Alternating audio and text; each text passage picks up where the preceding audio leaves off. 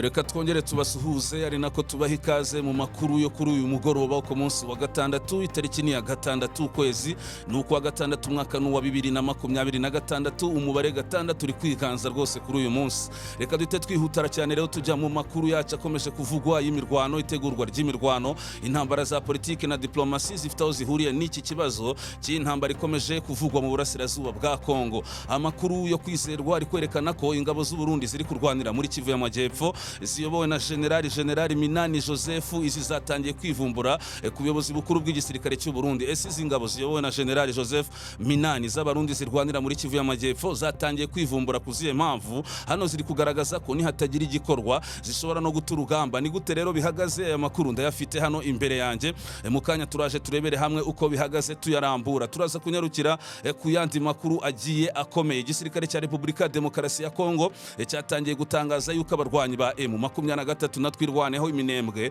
batangiye gusubiranamo ndetse bakaba bari no kurasana. Ibi ni biri gutangazwa n'igisirikare cya Congo. Hano tugiye kurebera hamwe nyuma yo gucukumbura amakuru turebe nibi by'igisirikare cya Congo kivuga yuko twirwaneho na M23 muri biriya bice bya za minembwe babasubiyemo cyangwa se basubiranyemo kugeza ubwo batangira kurasana. Ibyo FARDC iri kuvuga nibyo cyangwa si byo? Wowe tangira aya makuru yarangize nge ndaje nguhu kuri ingingo. Ku rundi ruhande kandi nyuma yaho Alliance Fleuve Congo M23 ifashe umwanzuro wo guhagarika cyangwa se kwirukana uwahoze ari umuyobozi wa kaminuza hariya mu mujyi wa Goma, ubutegetsi bwa Perezida Tshisekedi nabwo buhise bufata ikindi cyemezo gikomeye. Ni ikihe cyemezo rero ubutegetsi bwa Perezida Tshisekedi bufashe nyuma yaho M23 yirukanye uyu mugabo wari ukuriye kaminuza hariya mu mujyi wa Goma? Turakomeza nandi makuru agiye atandukanye. Wazalendo bandikiye ubuyobozi bukuru bwa FARDC nyuma yaho abarwanyi ba M23 ngo bongerewe mu gace ka Gatogota hafi neza ya Ruvungi. Mu kiganiro cyabanje nakubwiye ko abarwanyi ba M23 bongereye imbaraga mu gace ka Gatogota yaba intwaro n'abarwanyi ndetse bikaba byanatangazwaga na FARDC. Wazalendo ro baritaye mu gutwi bahita bandikira ubuyobozi bukuru bw'igisirikare cya FARDC ngo kubera M23 yongereye imbaraga Gatogota. Niki Wazalendo bandikiye ubuyobozi bukuru bwa FARDC kubera kino kibazo? Kugeza ubu Wazalendo barifuza iki? Ese bari kubona ko M23 yabigiye gutangira kugaba ibitero? Kugeza ubu barasaba iki ubuyobozi bukuru bw'igisirikare cya FARDC? Ku rundi ruhande ariko turaza kunyarukira muri teritwari ya Masisi. Isasu riri kuvuza ubuhuha, ibintu byakomeye cyane kuri axe ya Katoyi. Ese ninde uri kurwana kugeza ubu? Ni M23 yaba yongeye gufungura umuriro cyangwa se gufungura sefu yerekeza muri Katoyi, cyangwa se ni Wazalendo ubwabo bakomeje kugenda barasana? Hano ndaje nguhe amakuru mashya kuri ingingo, turebere hamwe runo rugamba rwakomeye cyane hano muri teritwari ya Masisi kuri axe ya Katoyi. Turaza kunyarukira ku yandi makuru agiye atandukanye akomeza kugenda avugwa ku mirongo y'urugamba, itegurwa ry'imirwano. Ku rundi ruhande za ntambara za politike na diplomasi, umugabo witwa Martin Fayulu umwe mu banyamuryango ba coalition article 64 igamije guhagarika umushinga wa Perezida Tshisekedi wo guhindura itegeko nshinga. Martin Fayulu uyu mugabo agabweho igitero gikomeye cyane. Tujye kurebera hamwe rero igitero Martin Fayulu akigabweho nande kugeza ubu. Ibi byo byaba bihatse iki? Meze gute? Andi makuru ari kwerekana iki? Amakuru mashya dufite hano na yahe? Amakuru ni menshi cyane, mu kanya turaje tuyarambure. Ariko mbere ko tuyarambura ndagusaba gukora like nturanyuze aya makuru udakoze like. Niba ukunda inkuru mpamo official ukore kandi subscribe dufashe kugera ku bihumbi 30. Tunashimira cyane abakoze subscribe bakinjira mu muryango mugari w'inkuru mpamo official. Mwese turabashimiye, ariko batarabikora namwe mwakora subscribe aya makuru akajya bagereraho igihe, ariko munadufasha kwaguka. Ariko cyane rwose nturanyuze aya makuru udakoze like. Na mbere ko twihuta rero dusuhuza abantu bacu, umugabo witwa Roger hariya mu Bwongereza ndagusuhuje cyane. Uwiteka akomeze kuguha umugisha. Umugabo urimo Gatera Joseph, Karenzi Patrick, Mutongoro udatongana, Byiringiro Benjamin, bano baherereye muri Leta Indiana hano ni mu gihugu cya Amerika. Ariko ku rundi ruhande Pablo nawe ndagusuhuje n'abavandimwe bawe babiri hano ni muri Leta ya Kansas, ndabasuhuje cyane. Naho mu Rwanda bitwa ba Gatera ndabasuhuje cyane, abitwa ba Gitega Andre, abitwa ba Rwamuhungu Jacques, ni benshi cyane. Bahakizimana mwese muradukurikirana ntago nabavuga ngo mbarangize. Turabasuhuje cyane tunabaha ikaze. Mu kanya tugiye guhita twihuta cyane muri aya makuru yacu tuyarambura nkuko nabikubwiye mu ngingo. Ariko nanone mbere ko twihuta mu masegonda make dutumikira gato Muganga Pembe. Muganga Pembe n'umunyekongo uvuga ururimi rw'ikinyarwanda, avura akoresheje imiti ya kinyarwanda cyangwa se avura gakondo, avura amarozi aya ngaya bashobora kukoherereza, amarozi bakoherereza cyangwa se y'amahuherano akaguteza ibibazo mu buzima. Amarozi bashobora kugutega wayatambuka ugahura n'ibibazo bikomeye cyane. Amarozi bashobora kugutega no mu byo kurya cyangwa mu byo kunywa, Muganga Pembe arayavura kandi yagiye avura abantu benshi cyane. bakomeje kumutangira ubuhamya. Urwaye igifu, urwaye umwijima, urwaye umutima, urwaye rubaga impande, urwaye imitsi, urwaye impyiko, urwaye umugongo, wanyweye imiti ya kizungu byaranze, nabwo wagana muganga Pemba akakuvura cyane cyane ayo marozi bakoherereza n'aya ngaya y'amategano. Nimero ze nizi zikurikira: +2489883 97033. Reka nsubiremo: +2489883 wahamagara muganga Pembe cyangwa ukamwandikira kuri iyo nimero igaragara no ku rubuga rwe rwa WhatsApp, ubundi ibintu bikagenda neza cyane. Akorera mu bice bitandukanye byo muri Kivu y'Amajyaruguru, harimo umujyi wa Goma, hariya muri Nyiragongo ahazwi nka za Kibumba, Imasisi, za Rubaya n'ahandi hatandukanye, ariko no muri Kivu y'Amajyepfo nuko ku kirwa cyo Kwijwi hano naho hafite icyicaro, no muri Tanzania precisement ahazwi nka Kigoma. Wagana muganga Pembe rero akakuvura ibintu bikagenda neza. Mbere ko dukomeza n'andi makuru agiye atandukanye, cyangwa se imbere ko dukomeza na ya makuru avuga yuko ngo abarwanyi ba M23 natwirwaneho ngo baba batangiye gusubiranamo kugeza ubwo ngo batangiye no kurasana. Iyi ni version cyangwa se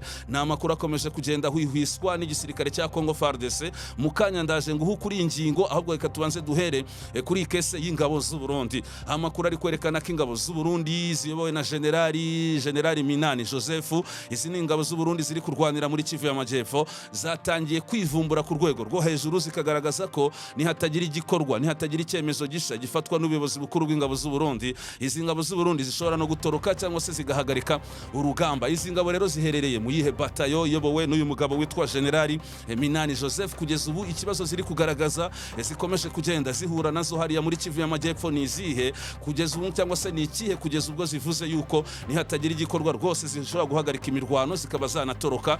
Ngiye kubisoma mu Kirundi nkuko aya makuru abyerekana. Ubutumwa bwatanzwe n'izi ngabo z'u Burundi rwose buri mu Kirundi, reka mbisoma uko biri kugira hatagira icyo nongeraho n'icyo ngabanya, ubundi dute twihuta cyane muri ya makuru y'iminembwe ngo M23 natwirwaneho basubiranye. Ariko nye ndaje nguha amakuru. Izi ngabo z'u Burundi rero ziyobowe na Generali Minani Joseph kugeza ubu ziragaragaza ibihe bibazo by'ingutu byatumye zitangira kwivumbura, n'ubutumwa bukomeye cyane ziri guha ubuyobozi bw'igisirikare cy'u Burundi harimo na Perezida Evariste Ndayishimiye. Ubu ni ubutumwa bw'abasoda b'u Burundi bari muri batayo Tafoke ya 27 barungitswe ahitwa Kalemi muri Repubulika Demokarasi ya Congo. Ni ingabo z'u Burundi ziherereye muri batayo ya 27 yitwa Tafoke, cyangwa se muri batayo Tafoke ya 27 zarungitswe cyangwa se zoherejwe muri biriya bice bya za Kalemi. Izi ni za mbere.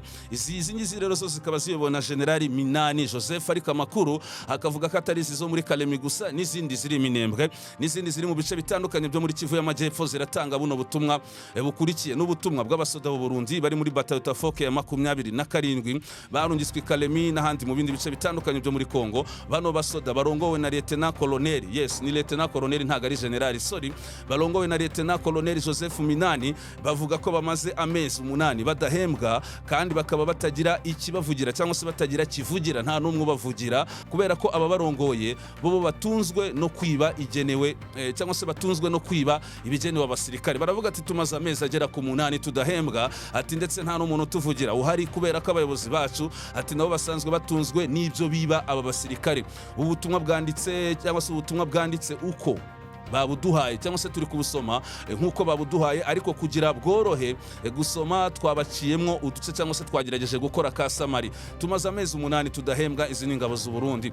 Aba basirikare bo muri batayo ya Tafoke bavuga ko bageze muri ibi bice byo muri Congo boherejwe n'ubuyobozi bukuru bw'igisirikare cy'u Burundi hari tariki ya 14 z'ukwezi kwa 10 2025. Murumva ko hasigaye iminsi mike ngo bakwiza amezi 8 bari muri Congo gushika ubu, nta n'ukwezi na kumwe barahembwa. Abasoda bose bavuga ko babona ko umengo bahinduwe abakozi b'umuntu ku giti cye, babakoresha mu buryo bw'ubucakara, adafise icyo kubahemba. Ubu ntibazi ko ikosa rifise umukuru w'igihugu, cyangwa se bari kwibaza ati si ikosa ryaba rifitwe n'umukuru w'igihugu kuba tugiye kumara amezi 8 tudahembwa, byaba biri guturuka ku muyobozi w'igihugu Perezida Evariste Ndayishimiye, cyangwa se umukuru w'igisirikare General niyo ngabo, cyangwa se umuministre w'ingabo z'u Burundi FDNB uyu bamwita Chantal Njimbere. Kugeza ubu ntago baza ikibazo kiri guturuka amezi 8 yose badahembwa. Ati ntago tuzi niba ari ikibazo cya President Neva, ntago tuzi niba ari ikibazo cya General Prime niyo ngabo umugaba mukuru w'ingabo z'u Burundi,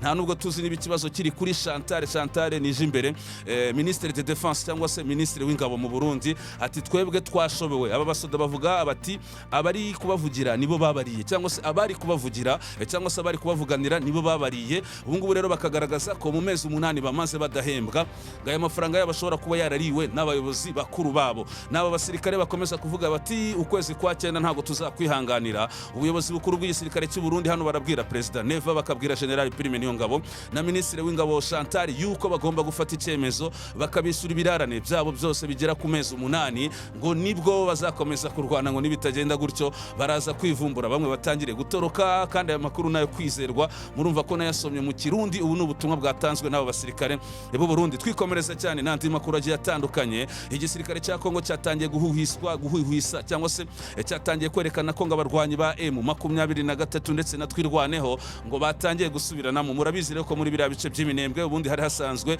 hari umutwe gusa wa twirwaneho w'abanyamulenge warushinzwe kurinda umutekano w'abanyamulenge, bagabwagaho ibitero na za mayimayi ingabo z'u Burundi na za FDR na FARDC, bakabasahurira inka bakabatwikira amazu, abandi barabamenesheje.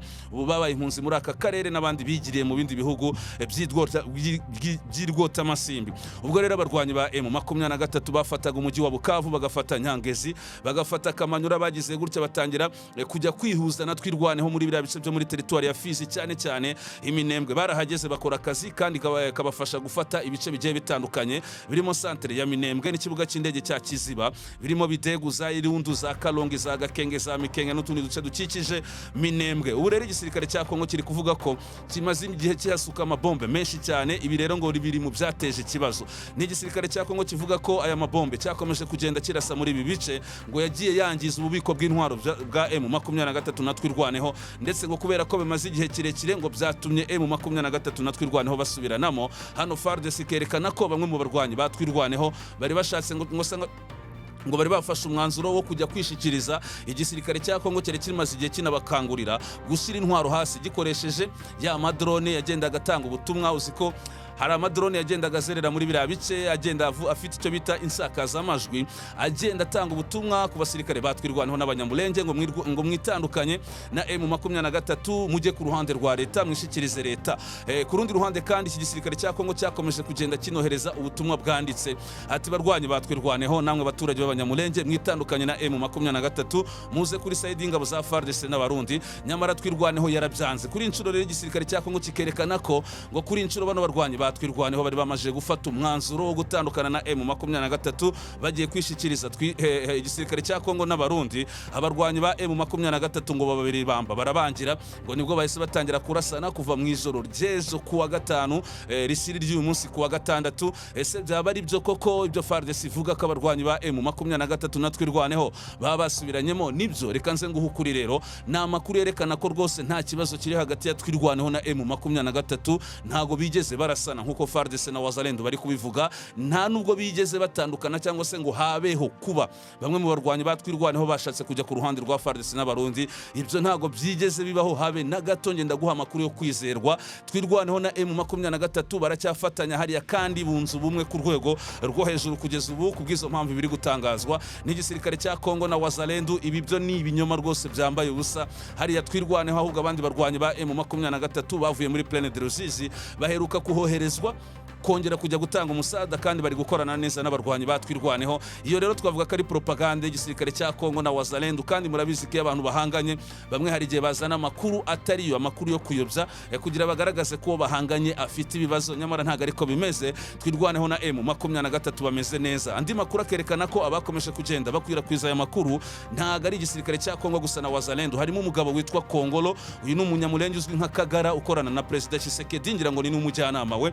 Hakaba abagabo bitwa bamuniganama na babandi mwabonye bajya gusura President Neva bamushimira ati Neva turagushimiye kuko wazanye umutekano muri biriya bice, nyamara batazi cyangwa se banabizi bashobora kuba barabikoze ku bushake, mu gihe ingabo z'u Burundi zifatanya na mayimayi na Wazalendo kwica abanyamulenge. Ariko mwabonye ko bana abanyamulenge butugara bagiye gushimira President Neva. Aba ba Kongolo n'abitwa bamuniganama abo nabo bakomeje kugenda bakwirakwiza ayo makuru, kuko bano bahisemo kujya ku ruhande rwa Kinshasa, ku ruhande rw'u Burundi bakorana na za FDR bagakorana na za mayimayi Mai mu kurwanya abanyamulenge bene wabo. Abo rero na FARDC na wazalendo nibo bakomeje gukwirakwiza ayo makuru, ariko nta kibazo kiri iminembwe ku ruhande rwa M23 natwe irwaneho. Ibintu biracyahagaze neza cyane kandi urabona ko bakomeje kwitegura urugamba ku rwego rwo hejuru. Twikomereza nandi makuru yacu agiye atandukanye, ubwo turacyari ku makuru y'imirongo y'urugamba. Amakuru ari kwerekana ko nyuma yaho M23 abarwanyi bayo ibongereye hariya Gatogota ikanahongera intwaro. Ibi byo nabikubwiye mu kiganiro cyabanje.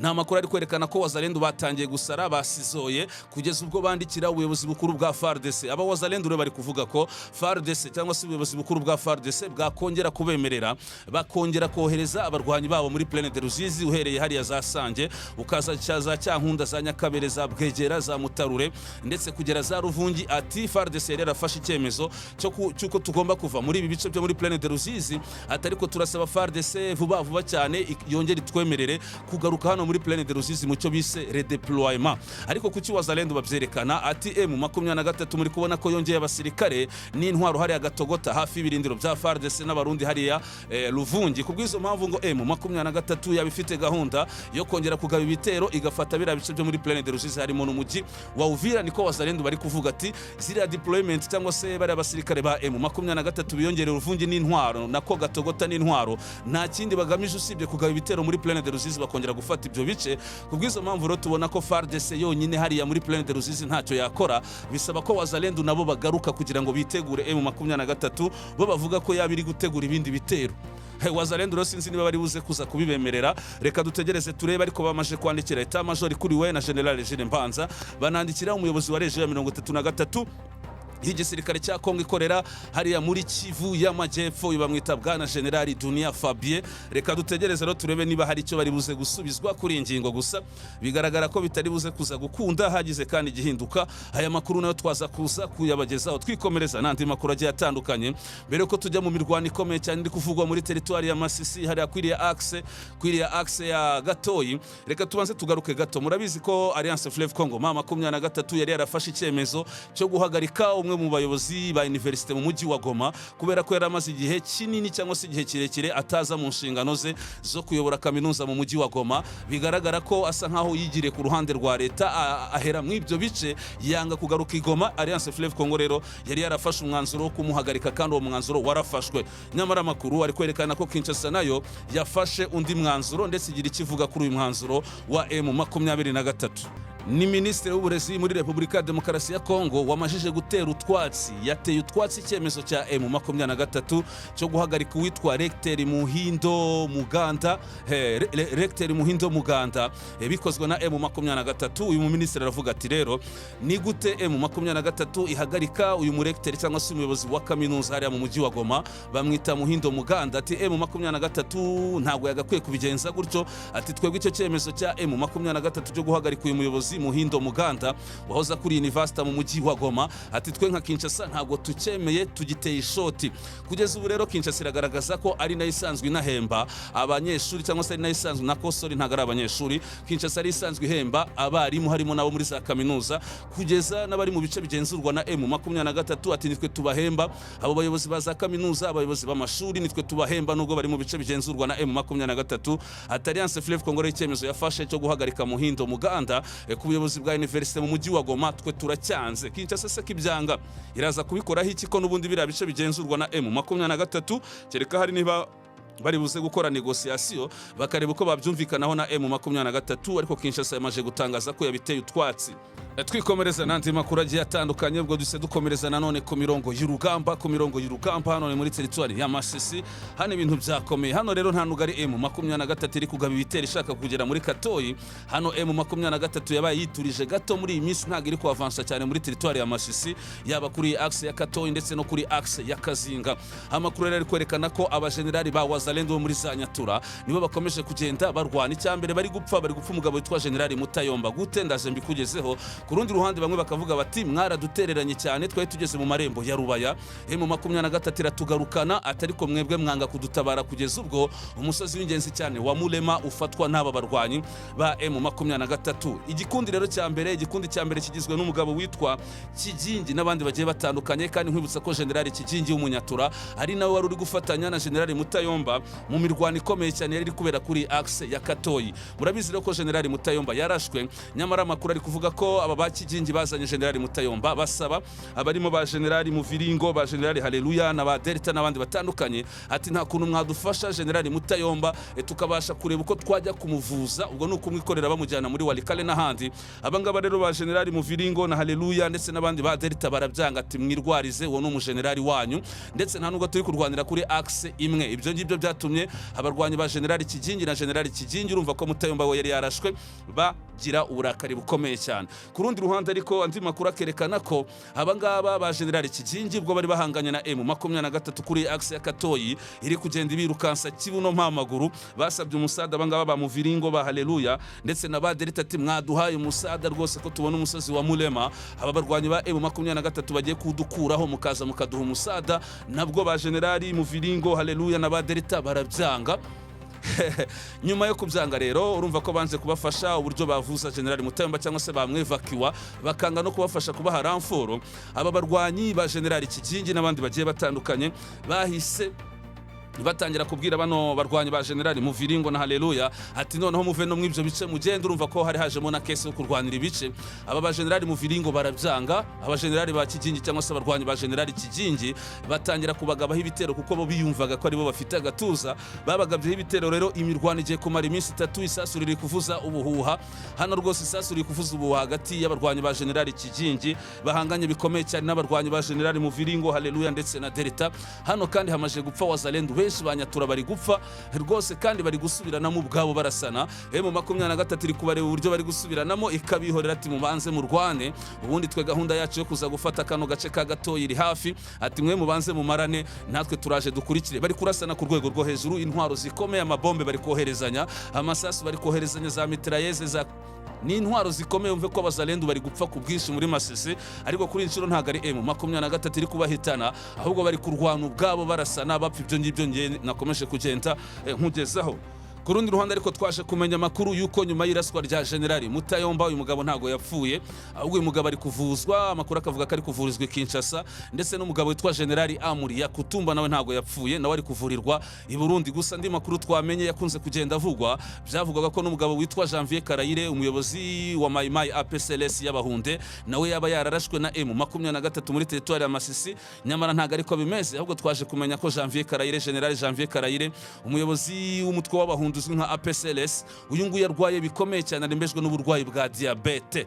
Harembejwe n'uburwayi bwa diabete nawe rero niyo mpamvu atari kugaragara, ntago yigeze araswa n'abarwanyi ba M23. Twikomereza nandi makuru agiye atandukanye. Reka amakuru tube tuyasoreje hano, ndabona yanga yahagije, kandi ndabizi ko mwadusabye ko tutagomba kujya tubabwira amakuru agomba kumara umwanya muremure. Reka tube tuyasoreje hano, ayo tutababwiye nayo turaza kuza kuyabagezaho mu kindi kiganiro turi buze kubagezaho, yaba y'imirwano, itegurwa ry'imirwano n'intambara za politike na diplomasi, yaba mu burasirazuba bwa Congo ndetse no muri aka karere k'ibiyaga bigari, yaba mu Rwanda, i Burundi, Tanzania, Kenya, Uganda n'ahandi hatandukanye. Igihe nabwo turi buze kubona amakuru y'ingenzi, nabwo turaza kuyabagezaho.